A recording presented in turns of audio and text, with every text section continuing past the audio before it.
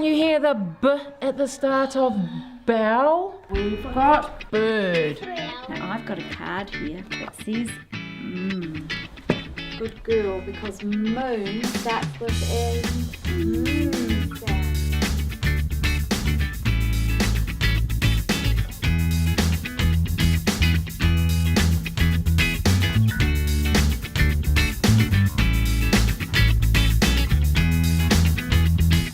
The Phonological Awareness Intervention program that our research team at the University of Canterbury have developed for the Better Start National Science Challenge is based on the strong research evidence of activities that will increase the effectiveness of phonological awareness, and it's emerged into our classroom practices from the research evidence that shows us there's a really powerful relationship between a child's ability to understand the sound structure of a spoken word and their early reading and writing success.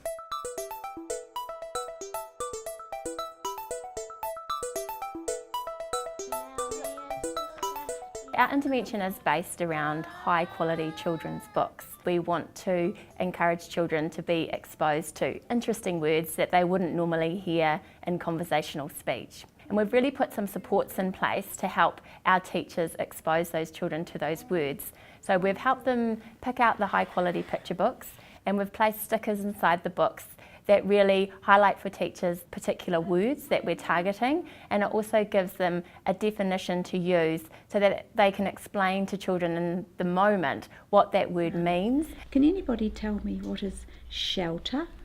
Shelter is something that protects you. The children are able to be exposed to that interesting word in context. All the components of the phonological awareness teaching are focused at the phoneme level. That's the most important level to ensure that children have the best outcomes for their early reading and writing. So we've got 4 tasks focused at the phoneme level. Phoneme identity, that's helping children to identify single sounds and words. Phoneme segmentation, that's being able to break a word up into all its individual sounds. Fish. You're right, it is fish. Phoneme blending, that's blending individual sounds together to form a word. Dog. And phoneme manipulation, playing with sounds and words.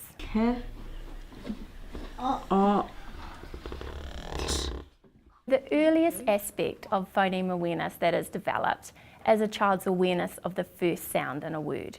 And when we're really wanting to support children to hone in on the first sound in a word, what we want to do is set up an activity where they're thinking, does a word start with a particular sound or does it not? Another way that is more complex to support children's initial phoneme identity development is to ask them to generate words themselves that start with a particular sound. Can you tell me some words that start with Fire. Fruit.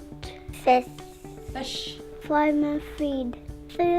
Fern is the word we talked about last week. Good girl. Phoneme segmentation is an incredibly important skill for children to develop.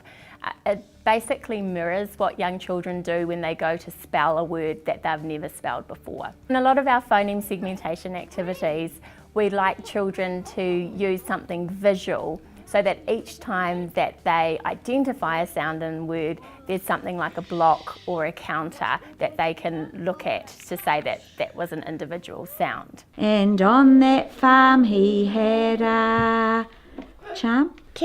Ow. A really fun way to support children to develop their phoneme segmentation and phoneme blending skills is to incorporate it into a fun song that they already know. So in the Old MacDonald sequence, what you can see is that children are having to listen to a classmate who can say all the individual sounds in a word in isolation and then blend those sounds together. Egg. And what word did she say?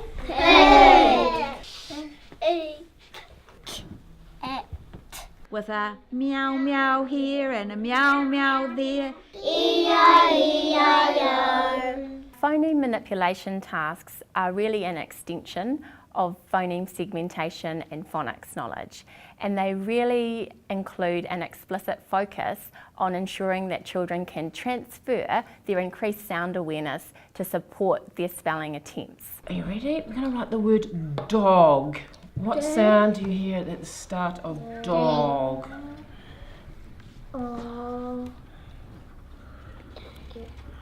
What if we want to change dog to dig? What sound do we have to change? The start, the middle, or the end? Middle. The middle. In the phoneme manipulation task, the teacher will draw a square to represent each sound in a word, just like the squares that are used in our phoneme segmentation tasks. So the children are required to identify the change in sound, but also to integrate their phonics knowledge to represent that change in sound with a differing letter or group of letters. Wriggle. Wriggle out. Wriggle up. The children are aware of more words and they're trying to use more words, and their vocabulary is growing. In their spelling and writing, they've got a real growing independence.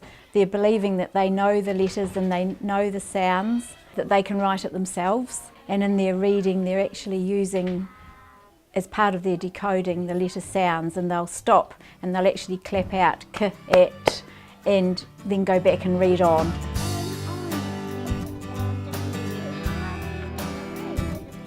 Phonological awareness is very important. It gives them an independence.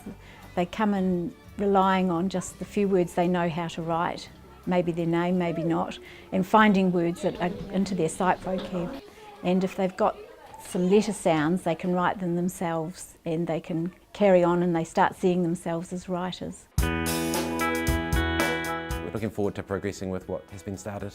I think all teachers would be very excited about boosting their phonics learning very early, which will obviously help their reading progression. Now, when I've walked in and they're having a shared book, not even at the time when they're doing the program, the children will be putting their hand up, noticing little blends in words, and they'll be noticing all sorts of things. And so I don't think Kathy can now read a story without them pointing out something that they've learnt from the day before or the week before.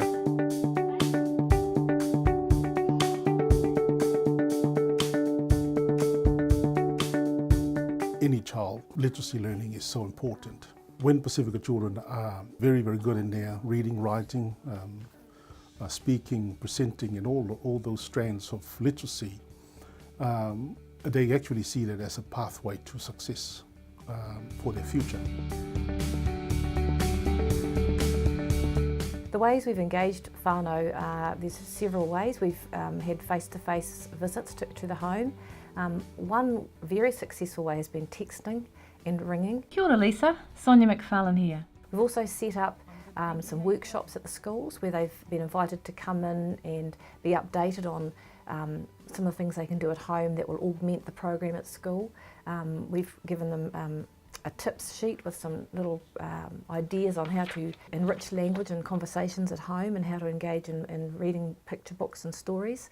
And they've really appreciated that, and also turning up to the workshops. They've been received a koha or a big book that they can have as a thank you for them coming. Look, it was really lovely seeing you last week. For me, it's being the seen face, being the friendly face, the warm face, and building that trust so that they will be more likely to engage in the whole kaupapa. Kōrehi te manu, takari mai te ata, ka ao, ka awatea.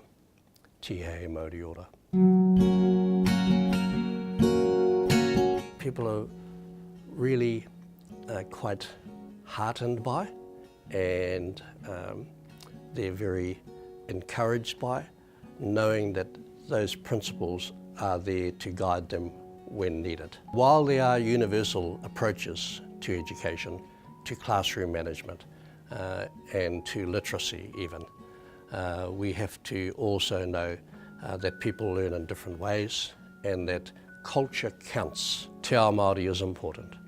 The Māori strategies are important. Māori and non-Māori working together is important. E tipu e rea mō ngā rā o te ao. Grow and branch forth and reach your destinations. 3 sounds. Can you hear the sounds? What sounds did we have? Sleep, said the mother.